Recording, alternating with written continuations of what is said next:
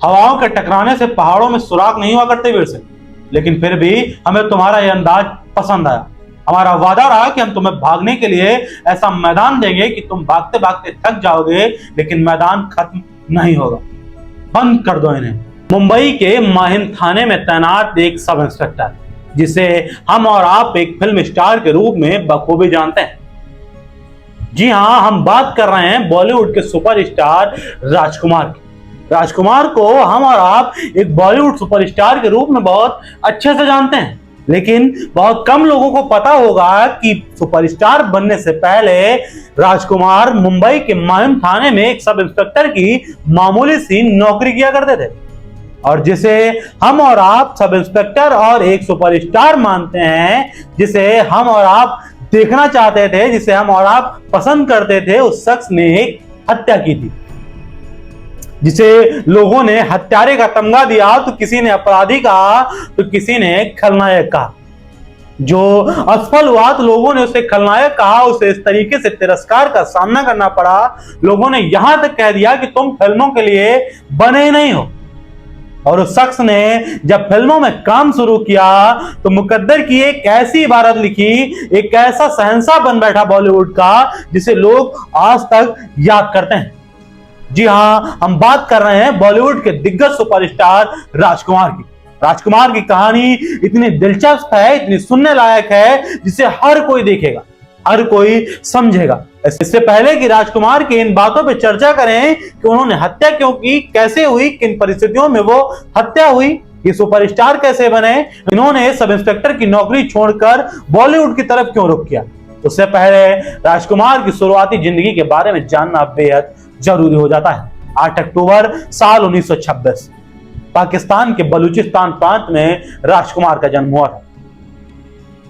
राजकुमार ने यहीं से अपनी प्रारंभिक शिक्षा पूरी की और यहीं अपना स्नातक की परीक्षा पूरी की, और उसके बाद जाकर मुंबई में माहिम थाने में एक सब इंस्पेक्टर की नौकरी करने लगे।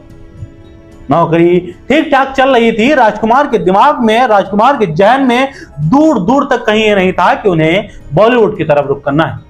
एक दिन रात के समय पर जब वो गश्त लगा रहे थे, उस वक्त पर इनके एक साथी हवलदार ने कहा कि हुजूर, आपकी कदकाठी बिल्कुल हीरो वाली है, आपकी आवाज इतनी बुलंद है कि आप हीरो बन जाते तो लोग आपको देखने के लिए तरस जाते, शायद आपके लाखों दीवाने हो जाते। ये बात राजकुमार के दिल में घर कर गई।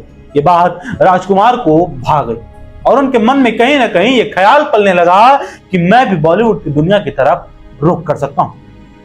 जहां पर राजकुमार एक एसआई के तौर पर तैनात थे, मुंबई का माहिम पुलिस स्टेशन, वहां पर फिल्म उद्योग से जुड़े लोग अक्सर आया करते थे। उन दिनों में जिस वक्त पर राजकुमार के दिमाग में बॉलीवुड की तरफ रुख करने का एक ख्याल पल रहा था, उसी समय पर एक पिक्चर आ रही थी, शाही बाजार, जिसके निर्माता थे बलदेव दुबे। वो किसी काम के सिलसिले में मुंबई के माहिम थाने पहुंचे, जहां पर इनकी मुलाकात राजकुमार से हुई और उनकी आवाज को सुनते हुए, इनकी पर्सनालिटी का बिल्डअप देखते हुए बलदेव दुबे ने इन्हें शाही बाजार में एक रोल ऑफर कर दिया। अब राजकुमार के दिमाग में यह ख्याल पहले से ही था कि अगर वो बॉलीवुड में होते तो हो ना हो सुपरस्टार होते। वो बात कहीं ना कहीं दिमाग में चल रही थी और उन्होंने सब इंस्पेक्टर की नौकरी से इस्तीफा दे दिया और उनका रोल स्वीकार कर लिया। बलदेव दुबे की पिक्चर बनने में काफी देरी हो रही थी। वो पिक्चर लंबी चल रही थी और डिजाइन भी कर चुके थे, इस वजह से राजकुमार को अपना जीवन यापन करना तक मुश्किल हो रहा था। फिर इन्होंने एक पिक्चर रंगीली आई, उसमें उन्होंने थोड़ा छोटी सी भूमिका निभाई और ये पिक्चर कब आई कब चली गई राजकुमार को पता भी नहीं चला। फिर इनकी फिल्म शाही बाजार, जिसका काफी अरसे से इंतजार था, वो पिक्चर मार्केट में आती है, रिलीज होती है, लेकिन कुछ खास कमाल नहीं दिखा पाती, या यूं कहें कि वो मूवी असफल साबित होती है। राजकुमार का पहला प्रयास और इतनी बड़ी असफलता, कोई भी निराश हो सकता था। और इनके रिश्तेदारों ने, इनके परिवारिक जनों ने कहा कि तुम्हारा चेहरा हीरो के लिए नहीं बना है, तुम खलनायक जरूर बन सकते हो। राजकुमार को यह बात दिल पे लग गई। राजकुमार को यह बात इतनी खली कि उन्होंने यह निर्णय कर लिया कि अब हो ना हो वो बॉलीवुड के एक सुपरस्टार बन के रहेंगे। और इसके बाद वो पिक्चर आती है जो राजकुमार के लिए टर्निंग पॉइंट थी, मदर इंडिया। मदर इंडिया में राजकुमार एक छोटे से किसान की भूमिका में नजर आते हैं, लेकिन ये पिक्चर हिट होती है, सुपर हिट होती है और इन्हें विश्वविख्यात बना देती है। इसके बाद राजकुमार ने बहुत सी पिक्चरें की, बॉलीवुड में एक अच्छा मुकाम हासिल किया, एक अच्छी शोहरत हासिल की, एक अच्छा रुतबा हासिल किया। और फिर इनकी जिंदगी का वो दौर आया, वो टाइम आया जिसका सभी को इंतजार भी रहता है और एक ऐसा टर्निंग पॉइंट भी आया जिसके बारे में कोई सोच भी नहीं सकता। एक शाम ये अपने दोस्त प्रकाश अरोरा के साथ एक चाय की दुकान पर चाय पीने के लिए निकले। व्यक्ति चाहे सुपरस्टार बन जाए, लेकिन उसके मन की जो इच्छाएं होती हैं वो उसे कुछ अनूठा करने पे मजबूर कर देती हैं। बॉलीवुड का दिग्गज सुपरस्टार उस दिन कार से अपने एक इकलौते दोस्त के साथ चाय पीने निकला था। उसे क्या पता था कि ये दिन ऐसा होने वाला था जिसके बारे में राजकुमार सोच भी नहीं सकते। ये दिन ऐसा होने वाला था जो शायद इनके फिल्मी करियर को भी दांव पे लगा देता। जिस चाय की दुकान पे खड़े थे वहां पर कुछ लोग राजकुमार के साथ फोटो खिंचवाने के लिए, इनसे मिलने के लिए आ पहुंचे। और आए भी क्यों ना, बॉलीवुड का दिग्गज सुपरस्टार जिसे लोग सिर्फ पर्दे पे देखते हो, वो शख्स सामने खड़ा हो तो भला कौन होगा जो उसके साथ एक फोटो नहीं खिंचवाना चाहेगा, एक बार मिलना नहीं चाहेगा, एक ऑटोग्राफ नहीं चाहेगा। ये 2-4 लोग कब बड़ी से बड़ी भीड़ में तब्दील हो गए राजकुमार को भी नहीं पता चला। और ये भीड़ कब इतनी आक्रोश में आ गई कि अपने चाहने वाले एक्टर को देखने के लिए आपस में ही हाथापाई करने लगे। और ये हाथापाई में राजकुमार को भी हाथ लग गया और राजकुमार को गुस्सा आ गया और उन्होंने हाथापाई का जवाब हाथापाई से दिया। इस हादसे में एक व्यक्ति की मौत हो गई और उसके बाद राजकुमार के ऊपर मुकदमा भी चला, लेकिन ये मुकदमा 1 साल तक खिंचा। इनके खिलाफ, इनके अगेंस्ट कोई भी सबूत नहीं मिला, जिस कारण राजकुमार के खिलाफ सारे केस खारिज कर दिए गए।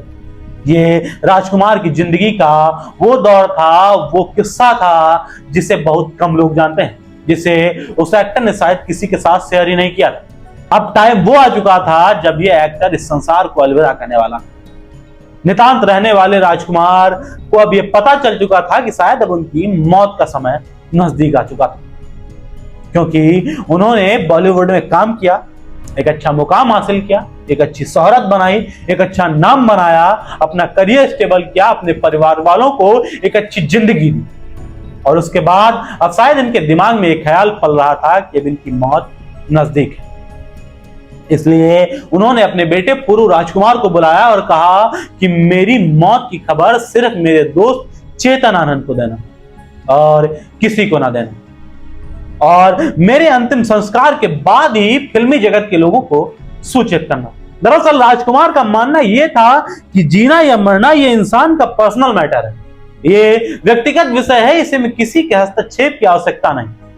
या शायद राजकुमार को कहीं एक डर सता रहा था कि इनके चाहने वाले इतने हैं, इनको पसंद करने वाले लोग इतने हैं, लाखों की संख्या में भीड़ उमड़ पड़ेगी।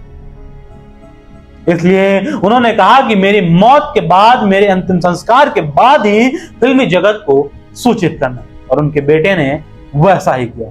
3 जुलाई साल 1996 वो दिन था जिस दिन इस एक्टर ने हमेशा हमेशा के लिए इस दुनिया को, बॉलीवुड को और हम सबको अलविदा कह दिया। अगर राजकुमार को उस दिन वो दीवान, वो हवलदार ये न कहता कि आपके अंदर एक एक्टर वाली खूबियां हैं, आपके अंदर एक एक्टर वाली पर्सनालिटी है, तो शायद हम और आप इस एक्टर से हमेशा हमेशा के लिए वंचित रह जाते, इसे कभी फिल्मों में ना देख पाते, ना कभी इसके पिक्चरें देख पाते। राजकुमार के लिए विनम्र श्रद्धांजलि। अगर वीडियो पसंद आता है तो दोस्तों के साथ शेयर जरूर करिएगा और चैनल को सब्सक्राइब जरूर करिएगा। मिलते हैं फिर किसी अगले वीडियो में ऐसी किसी कहानी के साथ, तब तक के लिए धन्यवाद।